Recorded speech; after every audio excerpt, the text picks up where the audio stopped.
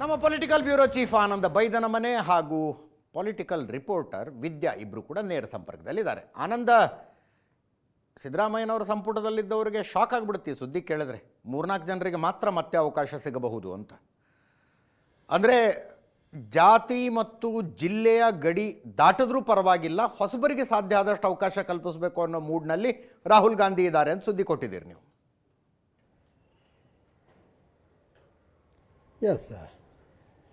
S Ajit, ಸಚಿವ ಸಂಪುಟ ವಿಸ್ತರಣೆಗೆ ಸಂಬಂಧಪಟ್ಟಾಗ ಹೈಕಮಾಂಡ್ ಈಗ ತೆಗೆದುಕೊಳ್ಳುತ್ತಿರುವಂಥ ನಿರ್ಧಾರ ಏನಿದೆ, ನಿಜವಾಗ್ಲೂ ಕೂಡ ಕಳೆದ ಸಂಪುಟದಲ್ಲಿ ಇದ್ದಂಥವ್ರಿಗೆ ಭಾಳ ಜನರಿಗೆ ಶಾಕ್ ಇದು.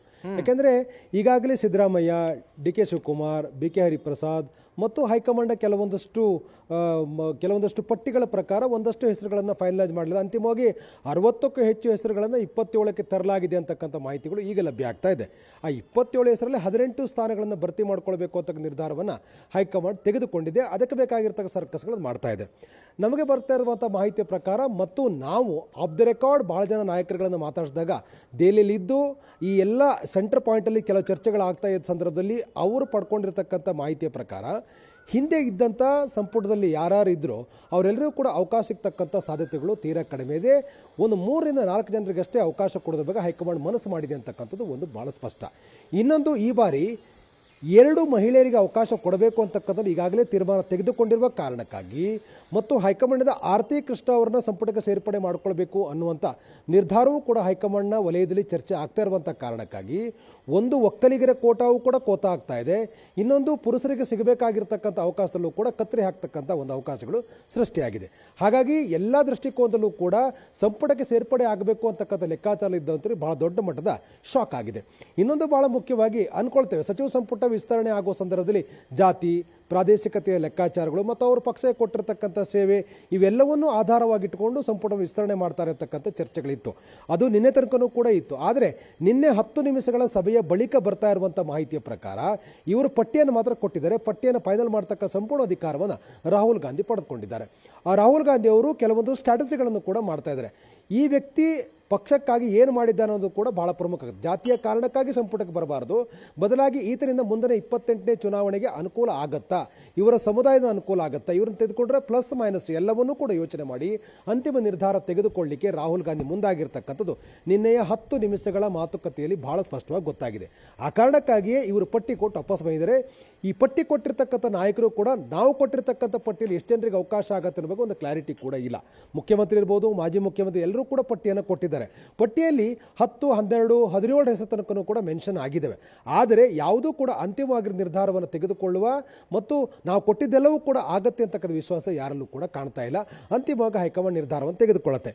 ಇನ್ನೊಂದು ಬಹಳ ಪ್ರಮುಖವಾಗಿ ಈ ಒಂದು 10 ನಿಮಿಷಗಳ ಚರ್ಚೆಯ ಸಂದರ್ಭದಲ್ಲಿ ಮುಖ್ಯಮಂತ್ರಿ ಡಿ ಕೆ ಶಿವಕುಮಾರ್ ಅವರು ಬಹಳ ಸ್ಪಷ್ಟವಾಗಿ ಹೈಕಮಾಂಡ್ ಹೇಳಿದ್ದಾರೆ, 2 DCMಗಳನ್ನು ಸೃಷ್ಟಿ ಮಾಡುವ ಸಂಬಂಧಪಟ್ಟಾಗ ನಿರ್ಧಾರಗಳನ್ನು ನೀವೇ ತೆಗೆದುಕೊಳ್ಳಿ ಅಂತಕ್ಕಂಥದ್ದನ್ನು ಬಹಳ ಸ್ಪಷ್ಟವಾಗಿ ಹೇಳಿದ್ದಾರೆ.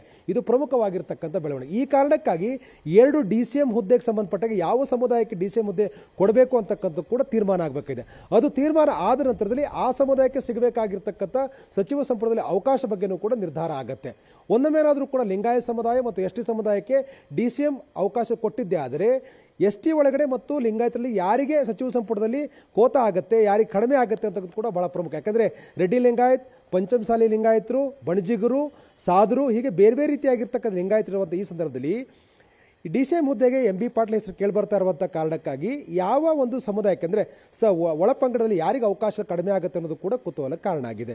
ಇನ್ನೊಂದು ಮುಖ್ಯವಾಗಿ ಮಲ್ಲಿಕಾರ್ಜುನ ಕರೆಕ್ಟ್ ಇದೆ ಅಲ್ವಾ? ಅಂದ್ರೆ ಈಗ SC ಒಬ್ರು DCM ಇದ್ದಾರೆ, ಲಿಂಗಾಯತ ಸಮುದಾಯದಿಂದ ಒಬ್ಬರು, ST ಸಮುದಾಯದಿಂದ ಒಬ್ಬರು, ಒಕ್ಕಲಿಗರು ಮುಖ್ಯಮಂತ್ರಿಯಾಗಿದ್ದಾರೆ, ಹಿಂದುಳಿದ ವರ್ಗದವರು KPCC ಅಧ್ಯಕ್ಷರಾಗಿದ್ದಾರೆ. ಸೊ ಲಿಂಗಾಯತ ಉಪಮುಖ್ಯಮಂತ್ರಿ ಮತ್ತು ST ಉಪಮುಖ್ಯಮಂತ್ರಿ ಕಾಂಬಿನೇಷನ್ ಪರ್ಫೆಕ್ಟ್ ಫಿಟ್ ಆಗುತ್ತೆ. ಎಸ್ ಎಲ್ಲರೂ ಕೂಡ ಹಾಗೆ ಅಂದ್ಕೊಂಡಿದ್ದೇವೆ. ST ಮತ್ತು ಈಗಾಗಲೇ ದಲಿತ ಬಲ ಇದ್ದಾರೆ. ST ಕೊಡಲಾಗುತ್ತೆ ಮತ್ತು ಇನ್ನೊಂದು ಲಿಂಗಾಯತರು ಕೊಡಬೇಕು ಅಂತಕ್ಕಂಥ ಚರ್ಚೆಗಳಿರುವ ಸಂದರ್ಭದಲ್ಲಿ ಮುಖ್ಯಮಂತ್ರಿಗಳು 10 ನಿಮಿಷಗಳ ಮಾತುಕತೆ ಸಂದರ್ಭದಲ್ಲಿ ಬಹಳ ಸ್ಪಷ್ಟವಾಗಿ DCM ಮಾಡೋದ್ರ ಬಗ್ಗೆ ನನ್ನ ಒಮ್ಮತ ಇದೆ ಅಂತಕ್ಕಂಥ ಮಾತನ್ನು ಹೇಳಿದ್ದಾರೆ. ಆದರೆ ರಾಹುಲ್ ಗಾಂಧಿ ಅಭಿಪ್ರಾಯದಲ್ಲಿ ಇದನ್ನು ಮಾಡಬೇಕು ಅನ್ನೋದ್ರ ಬಗ್ಗೆ ಇನ್ನೂ ಕೂಡ ಚರ್ಚೆ ಹಂತದಲ್ಲೇ ಇದೆ. ಹಾಗಾಗಿ ಈ ಚರ್ಚೆ ಹಂತದಲ್ಲಿ ಯಾವ ನಿರ್ಧಾರ ತೆಗೆದುಕೊಳ್ತಾರೆ ಅನ್ನೋದು ಕೂಡ ಕುತೂಹಲ ಕಾರಣವಾಗಿದೆ. ಆದರೆ ಸದ್ಯಕ್ಕಂತೂ DCM ಮಾಡೋ ಬಗ್ಗೆ ಯಾವುದೇ ಕ್ಲಾರಿಟಿ ಹೈಕಮಾಂಡ್ ಬಂದಿಲ್ಲ. ಇನ್ನೊಂದು ಬಹಳ ಮುಖ್ಯವಾಗಿ ಈ ಸಲ ಜಾತಿಯೇ ಪ್ರಾಮುಖ್ಯವಾಗುತ್ತೆ ಅಂತಕ್ಕಂಥ ಸಾಧ್ಯತೆಗಳು ತೀರಾ ಕಡಿಮೆ ಇದೆ. ಜಾತಿಯ ಕಾರಣಕ್ಕಾಗಿ ಇವರು ಒಳಗಡೆ ಬರ್ತಾರೆ ಅಂತಕ್ಕಂಥ ಸಾಧ್ಯತೆ ಇಲ್ಲ. ದಲಿತ ರೈಟ್ ಲೆಫ್ಟ್ ಇವೆಲ್ಲವೂ ಕೂಡ ಕ್ಯಾಲ್ಕುಲೇಷನ್ ಆಗಬೇಕಾಗಿದೆ. ಮತ್ತಿನ್ನೊಂದು ಬಹಳ ಸ್ಪಷ್ಟವಾಗಿ ರಾಹುಲ್ ಗಾಂಧಿ ಅವರು ಪರೋಕ್ಷವಾಗಿ ಸಭೆಯಲ್ಲಿ ಹೇಳಿದ್ದಾರೆ, 28ರ ಚುನಾವಣೆಗೆ ಅನುಕೂಲ ಆಗ್ತಕ್ಕಂಥ ದೃಷ್ಟಿಯಲ್ಲಿ ಇಟ್ಕೊಂಡು ನಾವು ತೀರ್ಮಾನ ತೆಗೆದುಕೊಳ್ಬೇಕಾಗಿದೆ. ಆ ಕಾರಣಕ್ಕಾಗಿ ನಾವು ಕೆಲವು ಸಮುದಾಯಗಳಿಗೆ ಅವಕಾಶ ಸಿಗದೇ ಇದ್ರೂ ಕೂಡ ಈ ಯಾವ ಸಮುದಾಯ ನಮಗೆ ಅನುಕೂಲ ಆಗುತ್ತೆ ನೋಡಿಕೊಂಡು 25ರ ಚುನಾವಣೆ ಆಧಾರದ ಮೇಲೆ ನಿರ್ಧಾರ ತೆಗೆದುಕೊಳ್ಳೋಣ ಅಂತಕ್ಕಂಥ ಮಾತನ್ನ ಪ್ರಸ್ತಾಪ ಮಾಡಿರುವಂಥ ಕಾರಣಕ್ಕಾಗಿ ಈಗ ಕೊಟ್ಟಿರ್ತಕ್ಕಂಥ ಪಟ್ಟಿಯಲ್ಲಿ ಯಾರಿಗೆ ಅವಕಾಶ, ಹಿಂದಿನ ಸಂಪುಟದಲ್ಲಿರ್ತಕ್ಕಂಥ ಯಾರ್ಯಾರಿಗೆ ಅವಕಾಶ ಲಭ್ಯ ಆಗುತ್ತೆ, ಇಬ್ಬರು ಮಹಿಳೆಯರು ಕೊಡ್ತಾ ಇರೋದ್ರಿಂದ ಯಾರಿಗೆ ಅವಕಾಶ ಕಡಿಮೆ ಆಗುತ್ತೆ ಮತ್ತು ಯಾವ ಸಮುದಾಯಗಳು ಹೆಚ್ಚು ಆದ್ಯತೆಗಳನ್ನು ಪಡ್ಕೊಳ್ಬಹುದು, ಇವೆಲ್ಲವೂ ಕೂಡ ಬಹಳ ಪ್ರಮುಖ ಆಗುತ್ತೆ.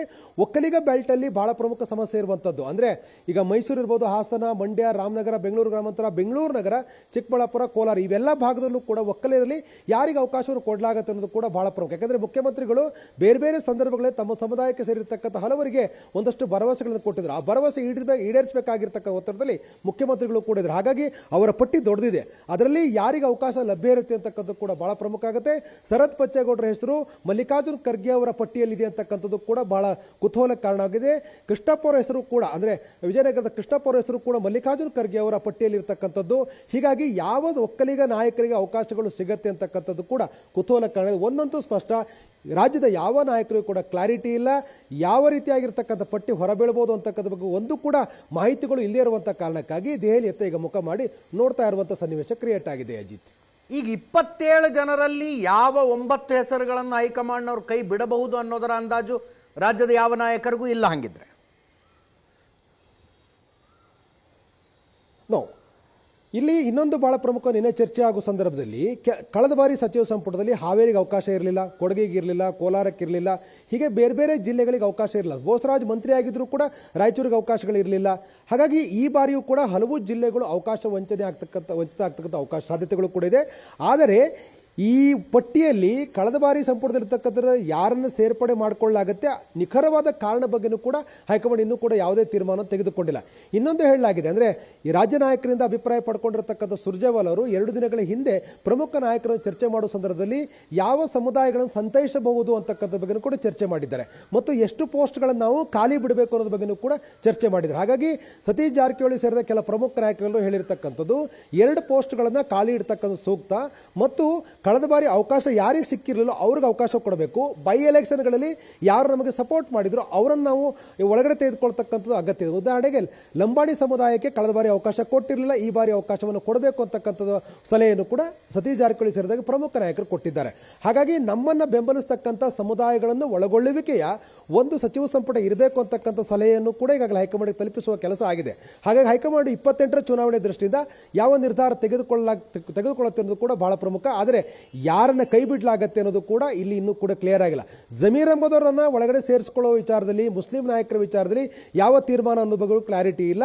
ಬಹುತೇಕರು ಜಮೀರ್ ಅಹಮದ್ ಅವರ ಪರವಾಗಿ ಅಭಿಪ್ರಾಯಗಳನ್ನು ಹೇಳಿದರೆ ಕೆಲವರು ಮೌನಕ್ಕೆ ಶರಣಾಗಿರ್ತಕ್ಕಂಥ ಸಾಧ್ಯತೆಗಳು ಕೂಡ ಇದೆ. ಹಾಗಾಗಿ ಹೈಕಮಾಂಡ್ ಜಮೀರ್ ಅಹಮದ್ ವಿಚಾರದಲ್ಲಿ ಯಾವ ನಿರ್ಧಾರ ತೆಗೆದುಕೊಳ್ಳುತ್ತೆ ಅನ್ನೋದು. ಆದರೆ ಹೈಕಮಾಂಡ್ ಅಂಗಳದಲ್ಲಿ ದಾವಣಗೆರೆ ಚುನಾವಣೆ ವಿಚಾರ ಕೂಡ ಚರ್ಚೆ ಹಂತದಲ್ಲಿ ಇನ್ನೂ ಕೂಡ ಇದೆ.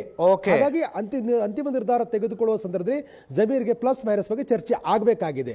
ಸೊ ಹಾಗಂತ ಒಂದು ಮಾಹಿತಿಗೆ ಬರ್ತಾ ಇರುವಂತಹ ಹಿನ್ನೆಲೆಯಲ್ಲಿ ಸಂಪುಟದ ಒಳಗಡೆ ಇರತಕ್ಕಂಥ ಮುಖಗಳು ಯಾವುದೋ ಒಂದು ಬಗ್ಗೆ ಕುತೂಹಲ ಸಹಜವಾಗಿರುವಂತದ್ದು. ಅಜಿತ್, ಎಸ್, ವಿದ್ಯಾ ನಮ್ಮ ಜೊತೆಗೆ ನೇರ ಸಂಪರ್ಕದಲ್ಲಿ ಇದ್ದಾರೆ. ವಿದ್ಯಾ, ತುಂಬಾ ಕಾನ್ಫಿಡೆಂಟ್ ಆಗಿರುವ ನಾಯಕರುಗಳು ಯಾರು? ನಮ್ಮ ಹೆಸರು ಲಿಸ್ಟ್ನಲ್ಲಿ ಇದ್ದೇ ಇರುತ್ತೆ, ನಾವು ಸಚಿವ ಸಂಪುಟದಲ್ಲಿ ಸೇರ್ಕೊಳ್ಳೋದಕ್ಕೆ, ಪ್ರಮಾಣ ವಚನ ಸ್ವೀಕರಿಸೋದಕ್ಕೆ ತಯಾರಿಯಲ್ಲಿದ್ದೀವಿ, ಕುಟುಂಬಸ್ಥರನ್ನ ಬೆಂಬಲಿಗರನ್ನ ಬೆಂಗಳೂರಿಗೆ ಕರ್ಕೊಂಡ್ಬರ್ತೀವಿ ಮಂಡೆ, ಆ ಕಾನ್ಫಿಡೆನ್ಸ್ನಲ್ಲಿ ಯಾರು ಇದ್ದಾರಾ?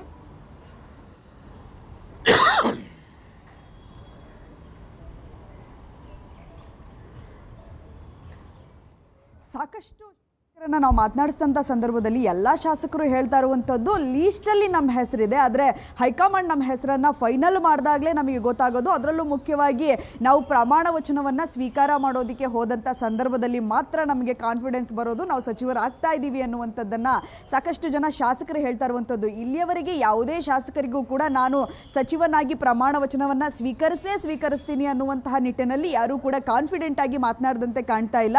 ಯಾಕಂದರೆ ಒಂದು 3-4 ಜನ ಶಾಸಕರ ಹೆಸರುಗಳು ಪಟ್ಟಿಯಲ್ಲಿದೆ ಅನ್ನುವಂಥದ್ದು ಗೊತ್ತಾದ ನಂತರವೇ ಅವರನ್ನು ಮಾತನಾಡಿಸಿದಂಥದ್ದು. ಅವರು ಹೇಳ್ತಾ ಇರುವಂಥದ್ದು ಇಂಥವರ ಪಟ್ಟಿಯಲ್ಲಿ ನಾವಿದ್ದೀವಿ, ಅಂದರೆ ಡಿ ಕೆ ಶಿವಕುಮಾರ್ ಅವರ ಪಟ್ಟಿಯಲ್ಲಿ ಅಥವಾ ಸಿದ್ದರಾಮಯ್ಯನವರ ಪಟ್ಟಿಯಲ್ಲಿ ನಮ್ಮ ಹೆಸರಿದೆ, ಆದರೆ ನಮ್ಮನ್ನು ಸಚಿವರಾಗಿ ಮಾಡೋದು ಬಿಡೋದು ಹೈಕಮಾಂಡ್ಗೆ ಬಿಟ್ಟಿದ್ದು. ಆದರೆ ಇವರಿಬ್ಬರು ನಾಯಕರು ಕೂಡ ನಮಗೆ ಯಾರು ಆಪ್ತರಿದ್ದಾರೆ ಅಂಥವರು ಹೈಕಮಾಂಡ್ ಮುಂದೆ ನಮ್ಮ ಪರವಾಗಿ ಬ್ಯಾಟಿಂಗ್ ಬೀಸಿದ್ದಾರೆ ಅನ್ನುವಂಥದ್ದನ್ನು ಕಾನ್ಫಿಡೆಂಟ್ ಆಗಿ ಆ ಶಾಸಕರು ಹೇಳ್ತಾ ಇದ್ದಾರೆ ಹೊರತು ಯಾರೂ ಕೂಡ ನಾನು ಸಚಿವನಾಗಿ ಪ್ರಮಾಣ ವಚನವನ್ನು ಸ್ವೀಕಾರ ಮಾಡ್ತೀನಿ ಅಂತ ಹೇಳ್ತಾ ಇಲ್ಲ. ಇನ್ನೊಂದು ಕಡೆ ನಾಯಕರು ಕೂಡ ತಮ್ಮ ಬೆಂಬಲಿಗರು ಸಚಿವ ಸಂಪುಟದಲ್ಲಿ ಇರಬೇಕು ಅನ್ನುವಂಥದ್ದನ್ನು ಹೈಕಮಾಂಡ್ ಮುಂದೆ ಹೇಳಿದ್ದಾರೆ ಹೊರತು ನಿಮ್ಮನ್ನು ನೀವು ಸಚಿವ ಸಂಪುಟದಲ್ಲಿ ಇದ್ದೇ ಇರ್ತೀರಾ ಅನ್ನುವಂತಹ ಒಂದು ಮಾತನ್ನು ಅವರಿಗೆ ಕೊಟ್ಟಂತೆ ಕಾಣ್ತಾ ಇಲ್ಲ. ಈ ಕಾರಣಕ್ಕಾಗಿಯೇ ಸಾಕಷ್ಟು ಸಚಿವರು ಈಗ ಆಲ್ರೆಡಿ ಒಂದು ಚಿಂತೆಯಲ್ಲಿರುವಂಥದ್ದು, ನಮ್ಮ ಹೆಸರು ಭಾನುವಾರ ಬರುವಂತಹ ಪಟ್ಟಿಯಲ್ಲಿ ಇರುತ್ತಾ ಇಲ್ವಾ ಅನ್ನುವಂತಹ ಚಿಂತೆಯಲ್ಲಿ ಈಗ ಆಲ್ರೆಡಿ ಶಾಸಕರಿದ್ದಾರೆ.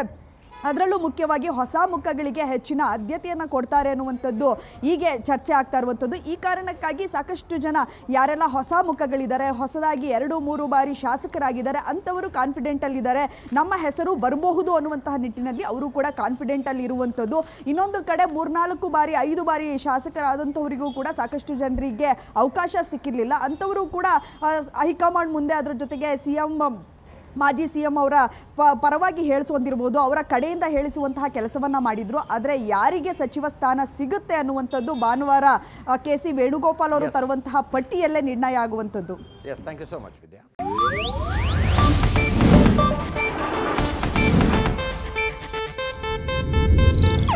ಇದು ಏಷ್ಯಾನೆಟ್ ನ್ಯೂಸ್ ನೆಟ್ವರ್ಕ್ ಪ್ರಸ್ತುತಿ.